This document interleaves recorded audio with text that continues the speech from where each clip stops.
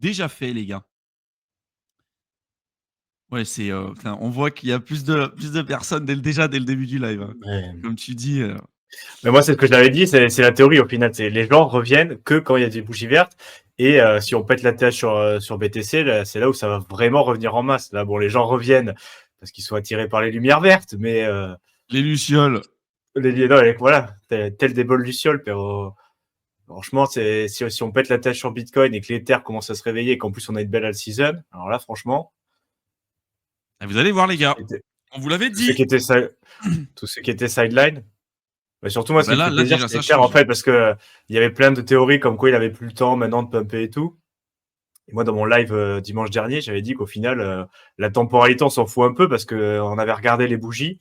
Au final, le plus gros dégât, il a été fait sur quelques jours, 2 ou 3 fois où ça a bien pumpé. Et là, je suis en train de regarder sur TradingView. La bougie d'hier, c'est 23% en une journée. Donc, ouais. C'est la surperformance Ouais. Bitcoin. Bon, à voir si ça se confirme. Pour l'instant, on a encore plus pumpé, mais ça peut aller très très vite. D'un sens comme dans l'autre. Donc, bon, de la même manière qu'on était pas non plus à dire c'est bon, c'est foutu. Bon, on va pas dire c'est maintenant c'est parti, ça va jamais corriger. On est parti dans l'autre sens, mais ça peut aller très très vite, quoi. C'est ce qu'on vous dit, hein. À quel point les gens ils se rendent pas compte en fait, à quel point le sentiment de marché il peut vriller. De passer genre de l'extrême baissier, c'est la fin, il y aura pas de cycle, et là vous allez avoir des narratifs de mecs qui vont vous dire il y aura pas d'altseason, le Bitcoin ça redépassera jamais la TH, l'Ether c'est de la merde, ça va à la cave, c'est machin. Jusqu'au même moment, quelques jours après, où ces mecs-là, quand il y a une bougie verte, et on vous avait dit, hein, une bougie verte qui pourrait aller de 20 jusqu'à 30% journalier sur l'Ether en une fois, et que tous ces mecs-là, t'en entends plus parler, et virent boule. Il y en a beaucoup qui nous disaient mais non, mais c'est pas possible, comment tu peux dire ça et tout. Franchement, parce que c'est ce que je disais tout à l'heure avec le film Un jour sans fin. C'est en crypto, c'est que ça. C'est que ça. Et vous allez voir que si à un moment donné ça corrige, parce que ça va pas monter en ligne droite, ça va corriger, forcément. Et quand ça va corriger, les mecs ils vont ressortir des bois. Ouais, c'est bon, vous avez bien dit, vous avez fait les marrels parce que ça augmentait, là maintenant ça va baisser, c'est bon, on va retourner à la cave, on va retourner à la cave. C'est toujours pareil.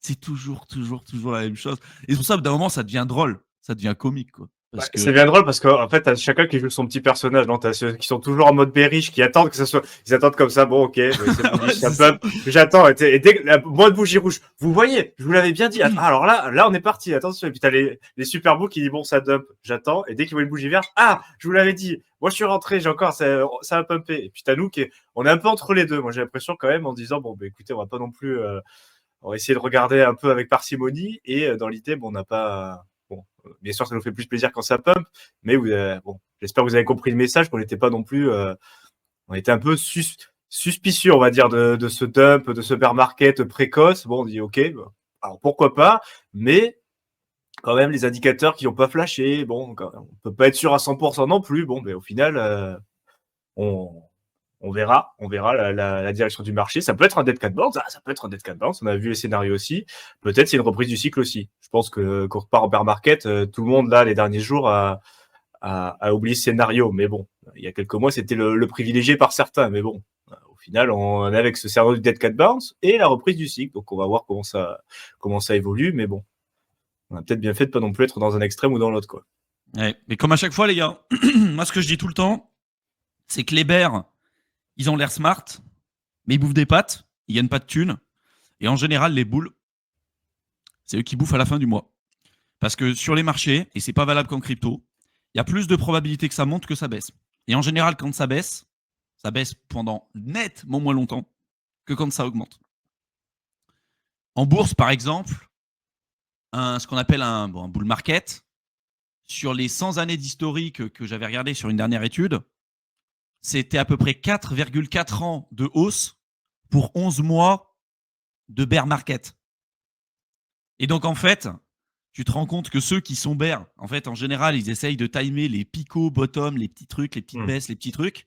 Et en général, ils se font éclater parce que ceux qui gagnent de la thune, et là, pareil, il y avait une autre étude que je présenterai sur Éternel étudiant qui est pas mal, qui a démontré scientifiquement et de manière académique que l'optimisme, ça vous fait gagner de l'argent.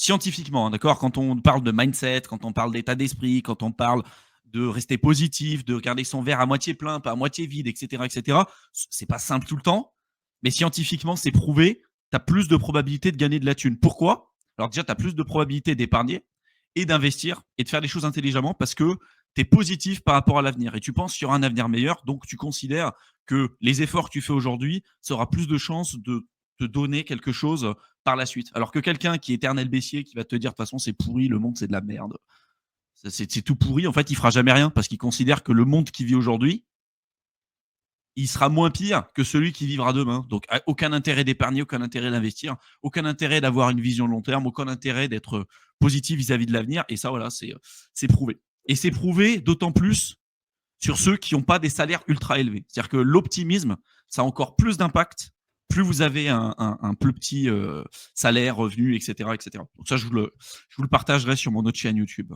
Éternel étudiant.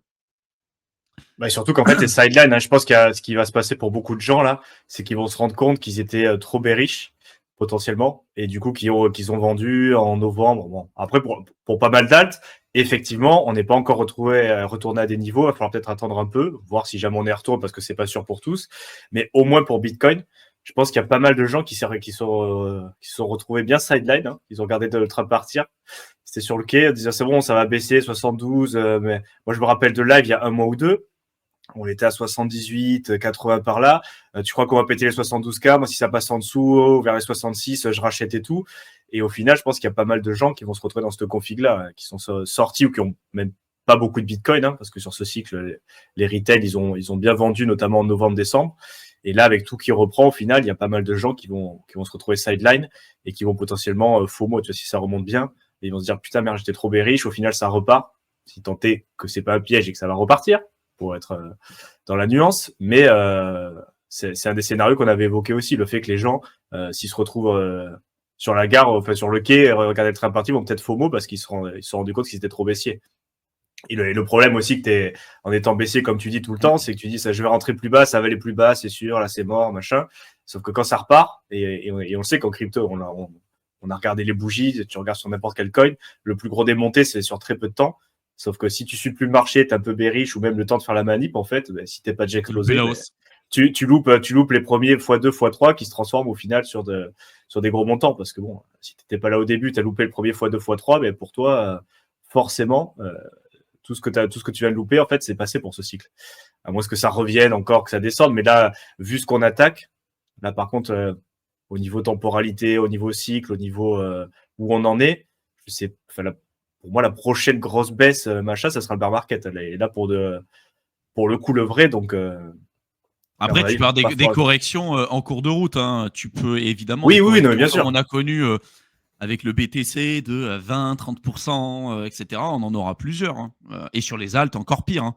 Mais comme tu dis, c'est-à-dire que il y a des raisons macroéconomiques qui peuvent nous laisser penser que ça peut être bearish, etc., etc. Mais ce que je dis tout le temps, c'est que le sentiment de marché et les marchés devancent toujours les bonnes et les mauvaises news d'une certaine manière.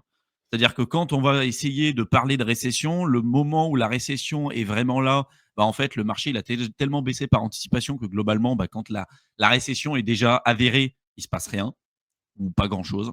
Et à l'inverse, quand la récession est terminée, le marché en fait a déjà très largement augmenté en amont. Et là, c'est ce qu'on observe, c'est-à-dire que ce qui interrogeait la plupart du temps les gens, c'était ce que faisait Trump avec les tarifs. Et ce que je vous disais, c'est que ça tenait à un mec. C'est de la négo ce qui est en train d'être fait. C'est-à-dire que à partir du moment où ils vont mettre en place les négos et que ce sera terminé, on verra. Hein. Quand on verra un petit peu comment ça va se passer. Mais le marché aura évidemment très largement évolué. Par contre, comme à chaque fois, il faut vous rappeler, et c'est ultra important, il faut vous rappeler tout ce que vous avez vécu, les moments de merde, les moments compliqués, les moments difficiles, etc. pour que quand ça augmente et quand on repart sur une tendance comme ça intéressante, que vous ne refassiez pas les mêmes conneries, parce qu'il y en a beaucoup, je sais, qui ont fait des conneries avant, avoir des portefeuilles importants, pas prendre des plus-values et tout.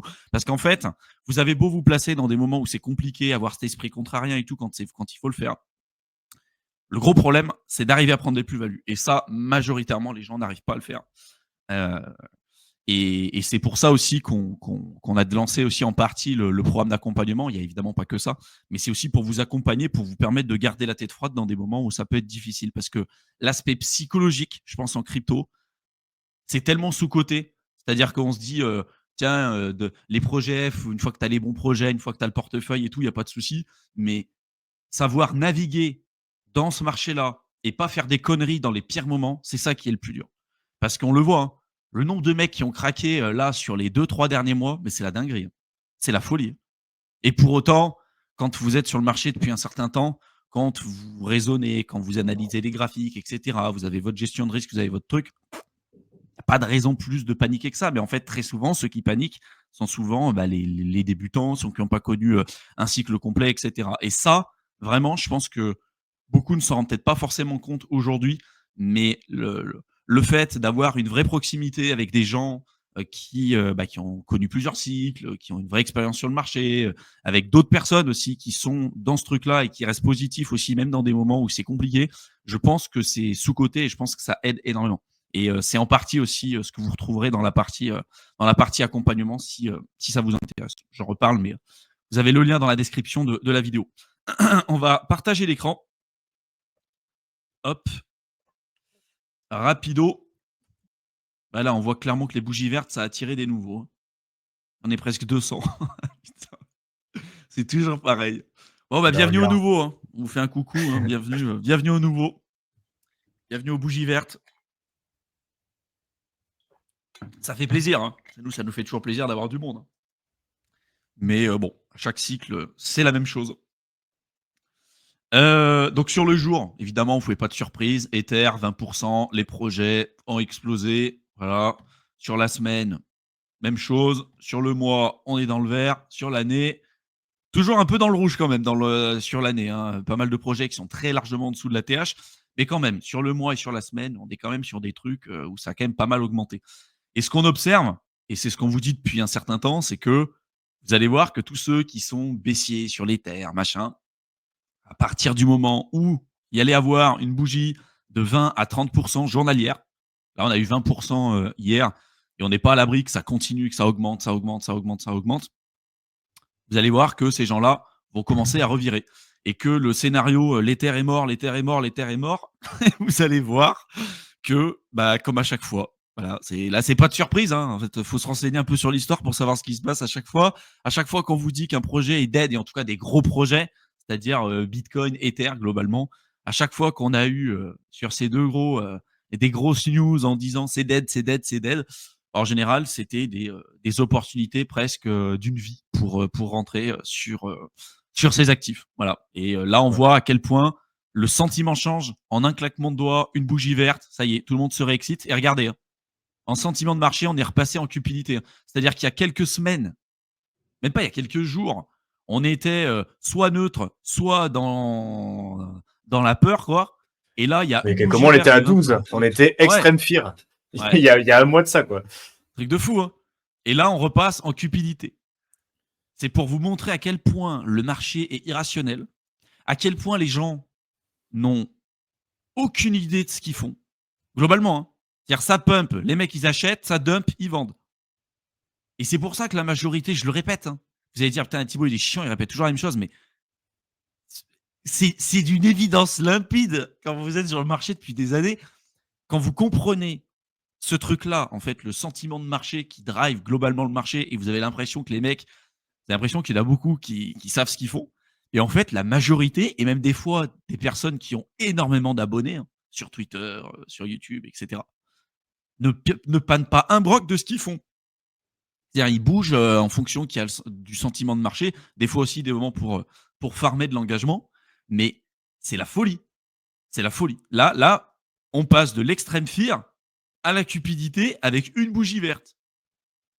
Et évidemment, hein, ça va réveiller beaucoup de gens vont commencer à re-rentrer. Évidemment que ça avancera pas en ligne droite, il y aura dans le lot des corrections, d'accord, comme à chaque fois. Hein.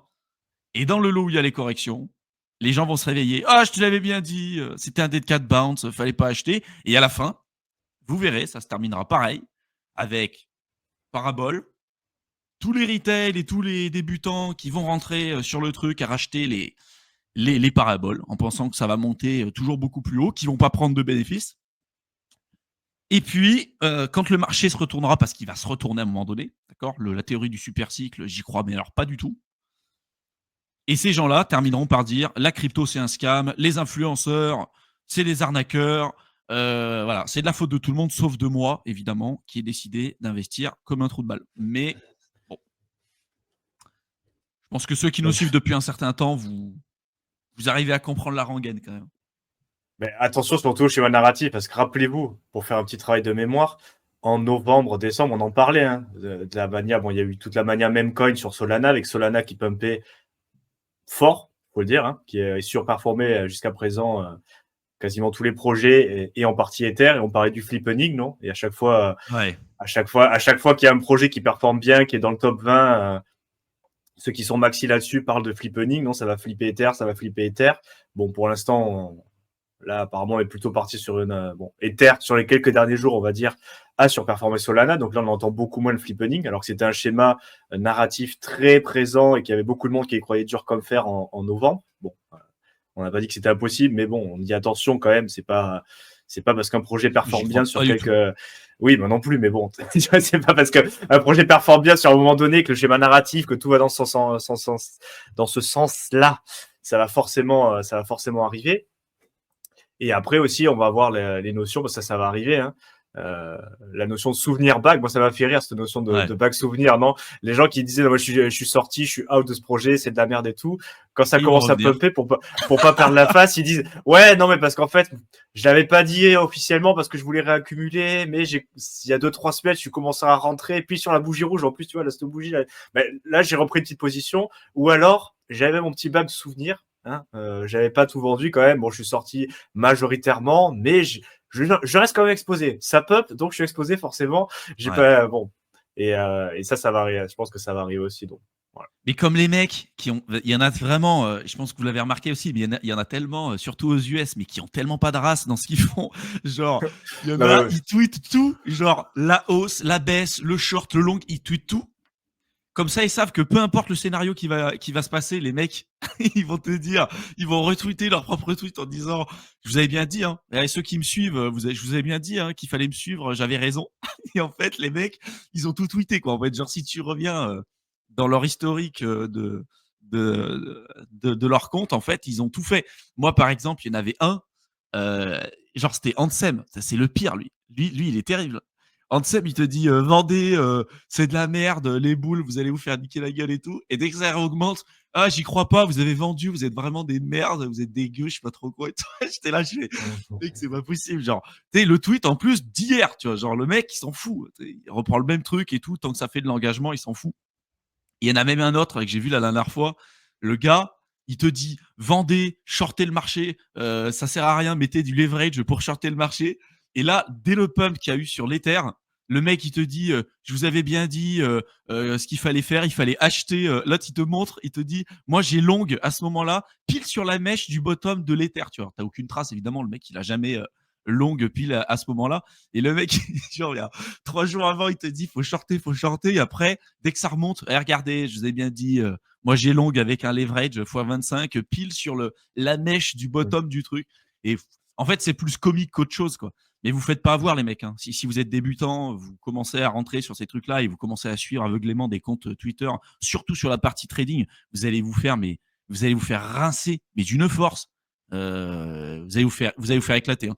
Et c'est pour ça que nous, on n'est pas du tout fervents défenseurs de la partie purement trading, parce que même la plupart des mecs qui vont vous mettre en avant certains gains trading, très souvent, vous prenez leur track record, les mecs, ils n'ont pas su performer du simple buy and hold. Regardez ce que font ceux qui font la gestion active de portefeuille.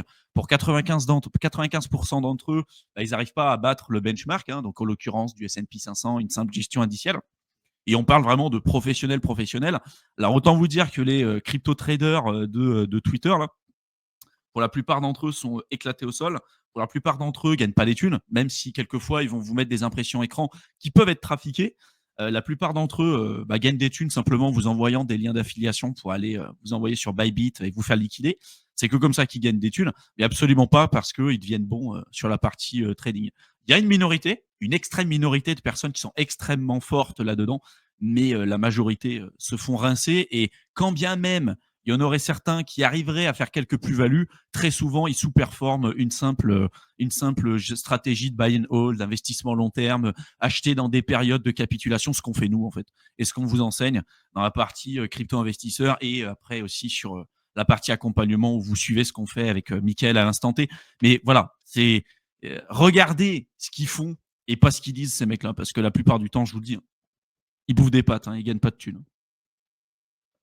Tu veux rebondir sur ça, Théo, avant qu'on continue? Moi, je suis d'accord. On verra, mais de toute façon, je pense qu'on peut passer aux news, mais dans tous les cas, c'est l'idée. Je pense pas non plus de repartir en mode bullish, mais bon, ça fait quand même Ouais. plaisir de voir on peut quand même, voilà, gentiment dire, voilà, vous voyez les extrêmes encore une fois où ça peut amener, et je pense qu'on essaie à chaque fois de présenter plusieurs scénarios. Là, on dit pas, on a compris, le marché va forcément remonter. Il y a plusieurs scénarios devant nous, mais le scénario bear avec certains projets comme Ether qui sont morts. Parce que concrètement, c'était de ça qu'on parlait il y a quelques mois. Bon, force est de constater que c'est pas forcément le cas, ou ça n'a pas l'air d'être vrai, au moins sur le court terme. Et d'autres scénarios qu'on nous vantait comme les meilleurs de ce cycle. Ce cycle, c'est le cycle des mêmes coins. Ce cycle, c'est uniquement sur Solana. Tout le reste, c'est de la merde. Ça va flipper Ether. Bon, c'est pas sûr non plus. Donc, méfiance. Voilà. Puis ça arrivera sûrement pas. Et que très souvent, quand vous entendez un flippening, vous regardez les ratios. Donc, par exemple, vous tracez votre charte, regardez le graphique. Très souvent, historiquement parlant, quand vous avez l'idée du flippening, mais c'est valable sur tout.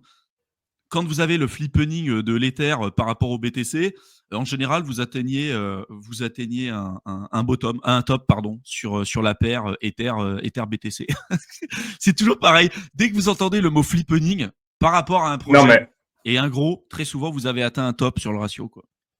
mais c'est même pas ça. Si on extrapole un peu, c'est dès que t'entends cette fois-ci c'est différent, c'est-à-dire que ce Ouais. projet jusqu'à présent, machin, cette fois-ci c'est différent, vous allez voir, Sol va flipper Ether.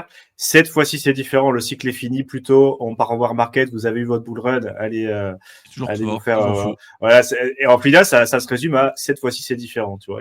On a l'habitude de quelque chose, cette fois-ci c'est différent parce que insère ta justification, ton pourquoi, ton pourquoi cette fois-ci est différent, et en général c'est rarement le cas.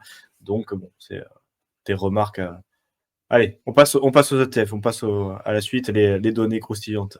Les données croustillantes. Alors, ETF, les gars, bon, vous avez vu que ces dernières semaines, derniers mois, on était clairement dans le vert presque tous les jours. Il y a quelques fois où il y a eu des sorties, mais globalement, on était très largement dans le vert. On a récupéré l'ATH des inflows et des montants qu'il y avait sur les ETF spot chez BTC, sur BTC de février 2025. Donc, voilà, tous ceux qui criaient bear market, bear market, bear market.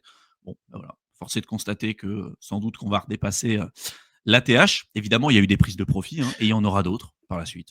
Les whales vendent, ils vous tombent sur la gueule, vous êtes cons si vous restez. Ça aussi, c'était assez répandu, non? Les baleines, la smart money est sortie, ils ont pas besoin de prendre autant de profit. Avec 20%, ils sont contents. Du coup, là, ils dumpent sur la gueule. Il y a que le retail qui achète, vous allez vous faire bouffer. Bon, ben, encore une fois, c'était peut-être pas le cas, quoi. Voilà, toujours pareil. Ne jamais, toujours prévoir différents scénarios, ne jamais essayer d'avoir raison, toujours vous protéger par rapport à votre bague, par rapport à votre situation, par rapport à vous, et n'écoutez pas ce que les autres ont à dire, parce que très souvent, ça va être bague ciblée, quoi. Genre, tiens, il va y avoir un flippening de Solana pour l'Ether, très souvent, tu regardes le bague du mec, il est full Solana, il a pas d'Ether, tu vois. Oui. C'est toujours la même chose, tu vois. Genre, c'est toujours achète mon bague, tu vois. Genre, enfin bref. Sur l'Ether, là, c'est quand même un petit peu plus ténu, quand même. C'est ce que je disais la dernière fois. Il n'y a rien de folichon. C'est pour ça qu'il ne faut pas non plus s'exciter et de dire tout de suite, c'est bon, c'est reparti, le boule et tout, machin. Évidemment, ça fait plaisir, mais toujours garder la tête froide, quand même, les mecs. C'est important. On peut taquiner quand même, mais il faut toujours garder la tête froide. Et là, ce qu'on observe, c'est que, bon, il y a des rentrées, d'accord, mais on est quand même sur des inflows qui sont quand même beaucoup plus ténus que ce qu'on a eu sur le BTC. Et il y a également plus de sorties, globalement, d'accord. Là, il y a eu plusieurs jours où il y a eu des sorties. On a eu la 4, 5, 6 sorties, alors que sur BTC, il y en a eu 2, 3. Ça reste positif dans la foulée. On voit qu'on est toujours en accumulation sur la partie Ether. Si vous regardez le graphique, par rapport à la baisse qu'on avait eue pendant un certain temps, on a eu quand même une petite remontada. Mais c'est vraiment pas grand-chose par rapport à ce qu'on a sur BTC, tout simplement parce que on en revient au même point. Dominance toujours en augmentation, et que pour l'instant, on en reparlera tout à l'heure avec la Fed, mais on est toujours en quantitative tightening, hein, d'accord, hein. Il n'y a pas eu, Ouais. enfin le côté macro a pas changé, hein. Là, simplement, les mecs commencent aussi un peu à s'exciter parce que comme à chaque fois, hein, regardez, hein, pourquoi il ne faut pas s'exciter non plus? Parce que vous remarquerez qu'à chaque fois qu'il y a eu des baisses sur la dominance du Bitcoin, ici, il y en a eu là, il y en a eu ici, il y en a eu là. À chaque fois, les mecs, ils te crient alt season, alt season, alt season. À tel point que les gars, tu te demandes s'ils savent concrètement ce que veut dire ce mot, quoi. Alt season, ça ne veut pas dire juste parce que tu as un pump sur les alts, hein. C'est pas ça une alt season, d'accord? Il y a des critères, il y a, il y a des métriques, il y a des données à analyser pour vous dire là, on est typiquement en alt season. Aujourd'hui, avec un Bitcoin qui est aussi haut et une dominance aussi haute en quantitative tightening avec des taux hauts, etc., on est, mais alors pas du tout en alt season, pas du tout. Il peut y avoir un rebond sur les alts, ce qu'on a observé. On voit un rebond sur les alts, sur la semaine, pardon, sur le mois. On voit qu'il y a des augmentations. Mais principalement parce que, regardez, hein, on commence à créer une petite bougie rouge. Donc là, il y en a, toujours pareil, hein, qui vont commencer à vous dire, c'est bon, on a topé sur la dominance du Bitcoin. Ça y est, là, c'est bon. On a topé, c'est bon, alt season, alt season. À chaque fois, pour ça qu'il faut prendre du recul, hein, à chaque fois qu'on a eu des petites bougies rouges, et des moments des bougies rouges qui sont quand même plus importantes, hein, d'accord, hein. On en a eu là, on en a eu là, on en a eu là. Là, c'est vraiment que dalle, hein. Les mecs s'excitent aussi. Alors, ça fait plaisir, d'accord. On est les premiers, nous aussi, à qui ça fait plaisir. Mais je veux dire, là, il y a 2% de baisse sur la dominance. Ça y est, alt season, quoi. À Mais quel surtout, point. non, mais décale à gauche pour qu'on montre ce que c'est une vraie season. Parce que là, c'est là, Ah bah oui, oui. Une alt season, c'est ça. là, voilà. Ça, c'est une alt season. Bah, D'accord. surtout à partir de mars où tu as 1, 2, 3, 4, 5, 6, 7, 8, 9 semaines consécutives de baisse. Bon, si tu prends depuis, tu dois avoir, allez, quoi, tu as 1, 2, 3, 4, 5, 6, 7, 8, dizaines, quinzaine de semaines consécutives où tu as la. Bon, alors, il y a des petites remontées, mais tu vois la tendance sur plusieurs semaines où tu as la dominance qui n'arrête pas de baisser. Là, grosso modo, bon, la tendance, elle était claire. Et pour l'instant, on a breaké juste un peu la tendance en décembre sur 2 semaines, qu'on a réintégré. Et depuis, Ouais. on continue la tendance. Donc là, on a juste perdu 2%. Là, ce que tu montres, c'est carrément une baisse, tu vois, de 47%. Alors, je ne sais pas si sur ce cycle, on aura une baisse de la dominance jusqu'à 40%. Peut-être qu'on s'arrêtera avant. Mais pour l'instant, la tendance, elle reste claire. On l'a réintégrée en fin d'année et Bah, on on l'a continue réintégré d'augmenter. là, ouais. Ouais, Mais regardez, vous hein, voyez tout une le monde baisse juste criait de l'alt season, là, hein. 2%. Ouais, mais tu vois, c'est ce qu'on dit aussi, tu vois, juste l'effet de 2%, une baisse de dominance de 2%, ce que ça peut donner. La vraie season, si tu descends à 50%, tu vois un peu ce que ça peut donner aussi. Et je voulais faire juste un commentaire parce que du coup, ça m'a un peu interpellé cette donnée. Si tu regardes sur les ETF, Ouais. moi, je m'attendais, tu vois, à voir la dernière ligne en positive. Tu vois, le 8 mai, la journée d'hier où ça a pris 23%. Je pensais que, tu vois, j'attendais la clôture. Bon, aujourd'hui, du coup, bah, c'est le jour d'après. Et je pensais qu'on serait au moins un petit peu en positif. Alors, pas forcément un inflow exceptionnel, mais au moins, tu vois, comme d'autres jours qu'on voit sur le tableau, au moins positif, je sais pas, du 6, 10. Mais là, ça veut dire qu'en fait, le pump, c'est purement retail, en fait, hein, parce que là, pour le coup, il n'y a pas de, ou institutionnel en OTC, Ou tu vois, mais je veux dire, il n'y a institutionnel, ouais, pas, OTC, ouais. mais il n'y a pas, tu vois, c'est sur les instruments financiers tradis, il n'y a pas eu d'entrée, alors qu'on a eu un pump de 23%. Bah après, il y a Donc ça aussi, ça aussi, veut. hein. Mais Ça a fait oui, pas mal t'as parler, la mais déflation. Mais je pense qu'il y a Martin qui a posé la question pourquoi on est en déflation. Ben, Pectra, au final, ils ont ah bah tiens, ouais, d'accord, ils sont en train de retravailler sur le truc. Mais parce qu'en fait, pour moi, il y avait surtout un bug d'affichage. Tu voyais une déflation de 40% annualisée sur le token de l'Ether. Pour moi, il y avait un peut-être souci d'index, peut-être quoi. pas 40%, mais peut-être avec ce qu'ils ont passé, avec les frais. C'est possible qu'on soit repassé au moins un petit peu, pas 40%, ça c'est sûr, mais potentiellement un petit peu en déflation, quoi. Mm. Donc, faudra suivre ça. Mais ce qui était sûr, c'est que, on vous le disait depuis un certain temps, sur les plateformes d'échange centralisées, il y avait de moins en moins de supply. Et quand bien même on était dans des périodes de baisse, de consolidation, et même dans la période où l'Ether a perdu en 3 mois 60-65% de sa valeur sur ce cycle, il y avait de moins en moins d'Ether sur les plateformes d'échange centralisées. Et Et, BTC aussi, hein. et BTC aussi. Ouais. On est à all-time low depuis 2018, là, en ce moment même. Donc évidemment, on est sur un cocktail qui est ultra explosif. Hein. C'est toujours une question d'offre et de demande. Là, l'offre, elle est extrêmement faible. Il y a un moment donné, quand on repart à l'ATH FOMO, si l'Ether part à l'ATH et que le Bitcoin part à l'ATH, et qu'en plus de ça, la dominance baisse, là où tout le monde vous disait il n'y aura pas d'altizone, sans doute qu'on sera sur l'une des plus belles altizones que les cycles n'ont jamais connues. C'est aussi possible. Hein. Quand ça a été la même chose en 2017, quand les mecs vous disaient, et c'est ça, le truc aussi, c'est que 2017, pour ceux qui l'ont pas connu, le cycle, et pendant très longtemps, le BTC, c'était que lui qui performait. Déjà, il y avait, d'un point de vue macro, d'un point de vue crypto, ça ressemblait pas du tout à ce qu'on avait aujourd'hui. Regardez, hein, la dominance du Bitcoin, si on revient un peu avant, hein, là je vous mets la charte du Bitcoin en 2017-2018, on était presque à 100% de dominance sur le Bitcoin à l'époque. Hein. Et on est passé de 98-96% à 35%. Donc on a eu 63% de baisse de la dominance, et c'est là où il y a eu une altizone juste de malade mental. Mais ça s'est fait sur la plus gros de l'altizone, ça s'est fait sur les 6 derniers mois de 2017 et début 2018. Et pendant très longtemps, les alts n'ont pas très très bien performé, y compris l'Ether. C'est-à-dire que l'Ether a augmenté un peu globalement, mais je veux dire, il n'avait pas extrêmement bien performé. Là où il a eu la plus grosse de sa hausse, ça a été là, hein, sur la fin de l'année, sur les 6 derniers mois de 2017, début 2018. Et aujourd'hui, ce qu'on observe, pour l'instant, hein, c'est à peu près la même chose. Hein. C'est-à-dire que le Bitcoin a très très bien performé. D'un point de vue macro, on est d'accord, c'est pas la même chose. D'un point de vue politique monétaire, c'est pas la même chose. Il y a toujours quelques différences. Mais les gens ne se rendent pas compte à quel point le sentiment peut changer, y compris sur les alts. Et que c'est pas parce que le Bitcoin a extrêmement bien performé jusqu'à maintenant qu'il va encore continuer de très bien performer, y compris dans des périodes où normalement les altcoins pourraient reprendre un peu plus de couleur. Quoi. Ça veut pas dire que le Bitcoin va arrêter de performer, c'est-à-dire en termes de Exactement. prix, il peut même encore augmenter, mais c'est juste qu'il va performer moins vite que des alts qui pourraient remonter très rapidement.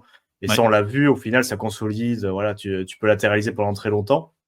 Et c'est pour ça que c'est hyper chiant, en fait, l'investissement en crypto, même quand nous, c'est double dose quand tu fais du contenu, parce qu'en fait, pendant la majeure partie du temps, il se passe pas grand-chose, ça latéralise, voire ça baisse, et tu as quelques semaines où ça pump, en fait. Et si t'es pas là, si tu t'es pas positionné, en fait, quand les prix étaient intéressants, des mois, voire des années avant, ben, tu loupes ça. Tu loupes les plus gros multiples. Mais de notre côté, tu sais qu'après, tu vas te taper des années, voire des mois à l'inverse, plutôt des mois, voire des années où tout le monde va te chier dessus en disant c'est de la merde ton bag et tout.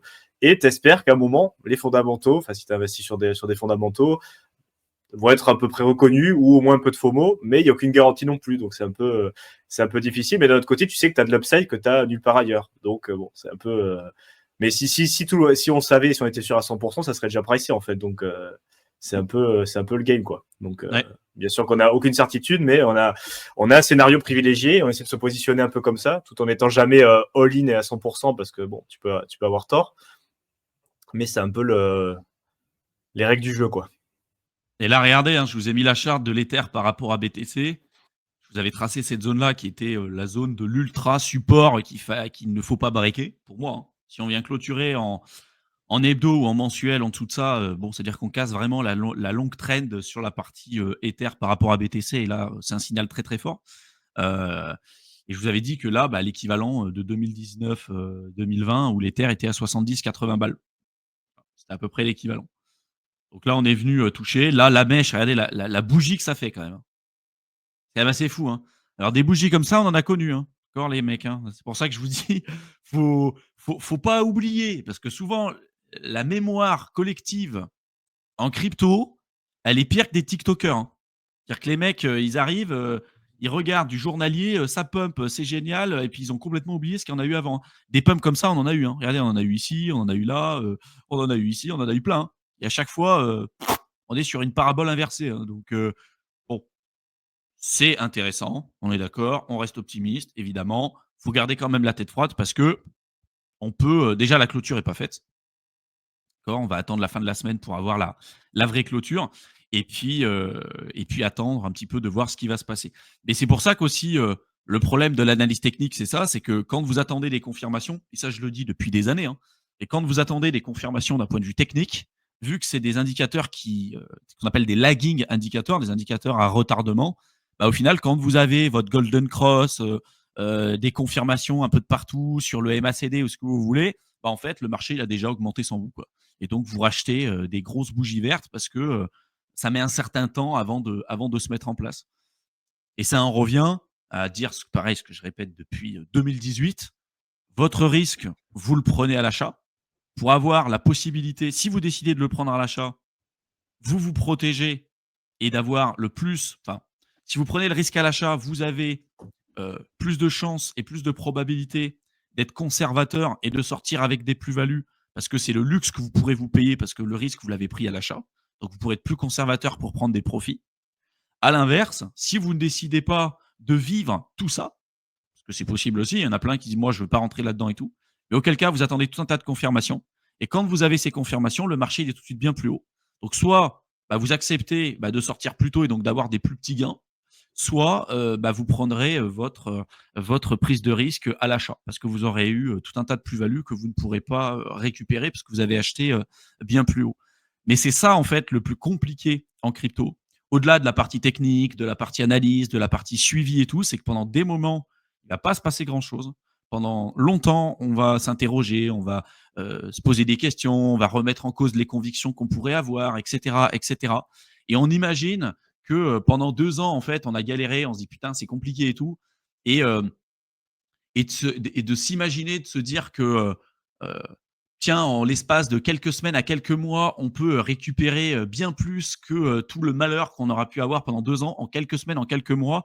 Une bougie verte, ça peut changer carrément le cours de votre investissement, mais comme ça, du jour au lendemain. Mais pour catcher et pour choper en fait cette bougie verte, il ne faut pas avoir craqué dans les moments où c'était compliqué, dans les moments où c'était difficile, dans les moments où il fallait avoir de la conviction, où il fallait recharger dans des moments comme ça. Et là encore, on en est encore dans des moments qui sont intéressants. Et c'est pour ça que beaucoup ne se rendent pas compte de la puissance et de l'intérêt peut-être de se faire accompagner dans des cycles crypto, parce que il y en a beaucoup qui se disent, moi c'est bon, je vais faire mon travail de mon côté, je vais suivre, je vais faire le truc, sauf qu'au final, on se rend compte que la plupart des gens, en fait, ils achètent là, ils revendent là, ils commencent à douter, ils vendent au pire moment, et parce que psychologiquement, en fait, ils craquent. Psychologiquement, ils tiennent pas. Alors que s'ils avaient été avec des gens qui ont déjà connu ça et tout, ça peut leur éviter de faire des conneries. Et je pense que vous nous direz, je sais qu'il y en a beaucoup qui sont dans l'accompagnement là, qui sont présents dans le chat.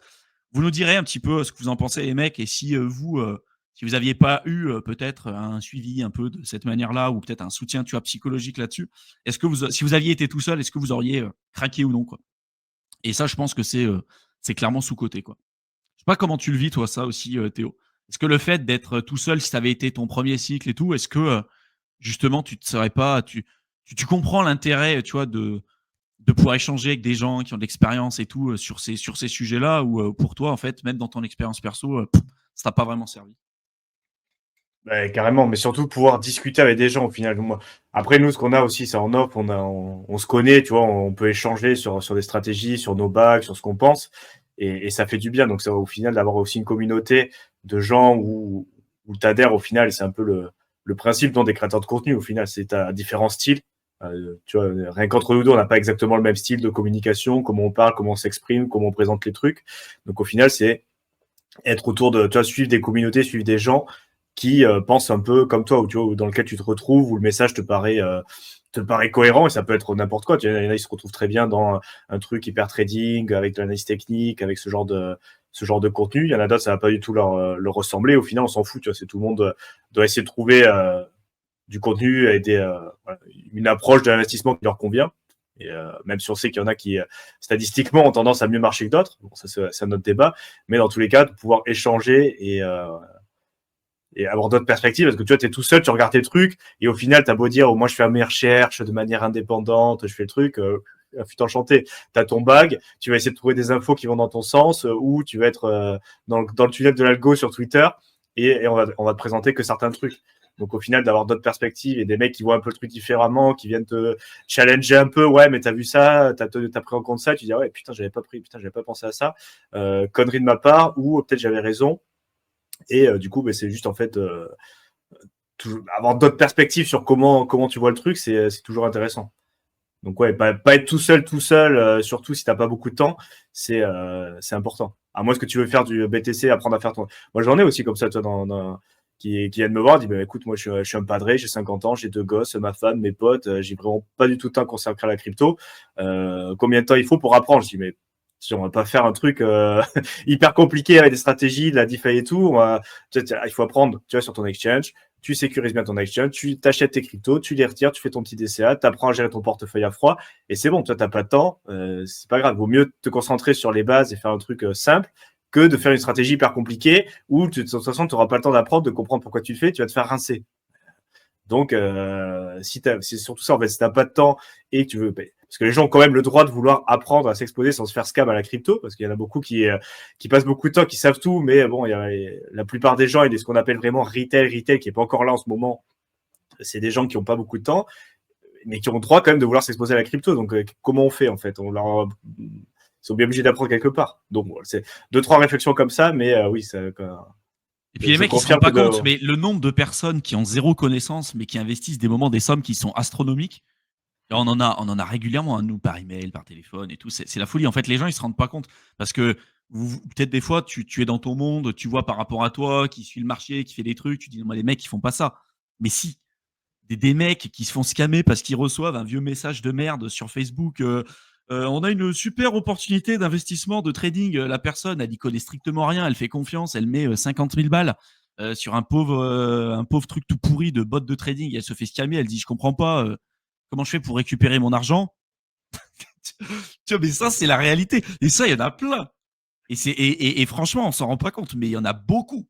Beaucoup, beaucoup, beaucoup. Alors, il y en a qui diront, c'est sélection naturelle et tout.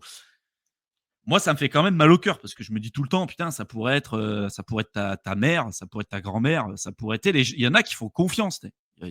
Pas tous. Ça dépend. Il y a différentes approches, mais moi j'ai eu plusieurs profils aussi. Et toi, je sais qu'aussi. Tu vois, mais moi j'ai des personnes qui viennent me voir.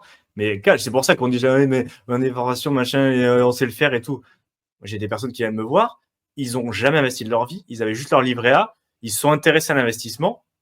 Et le premier truc qu'ils ont fait, c'est répondre à un appel et balancer 30, 40K sur une plateforme machin. Alors, une seule recherche Google, tu vois AMF, blacklist, scam, machin, tu recherches juste le nom d'entreprise. Première, fait que scam. Enfin, c'est red flag.